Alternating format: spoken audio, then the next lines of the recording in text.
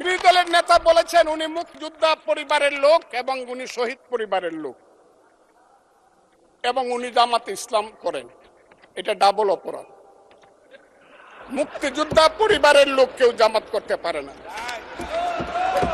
আর শহীদ পরিবারের লোক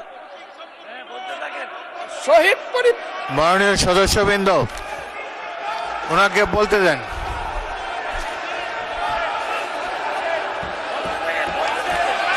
মাননীয় সদস্যবৃন্দ, অর্ডার। আপনারা শৃঙ্খলা রক্ষা করুন। মাননীয় সদস্যবৃন্দ, সংসদে শৃঙ্খলা রক্ষা করুন। মাননীয় সদস্য ফজলুর রহমান, আপনি শেষ করুন, কষ্ট পাইতেছেন, বক্তব্য শেষ করুন। আমি আবারও বলে রাখলাম, শহীদ পরিবারের লোক তো জামাত করতেই পারে না, আর জামাত করলে ডাবল অপরাধ করতেছে। 2, তাহলে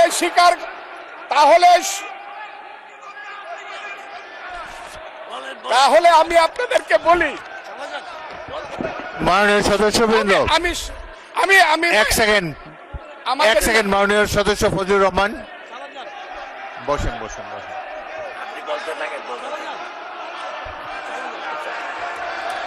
আমি আপনাদেরকে মাননীয় সদস্যবৃন্দ, প্রোটেকশন আশা করতেছি।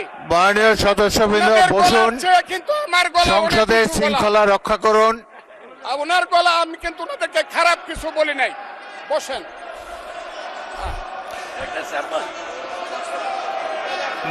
মাননীয় সদস্য ফজলুর রহমান, মাননীয় সদস্য ফজলুর রহমান, আপনি একটু অপেক্ষা করুন।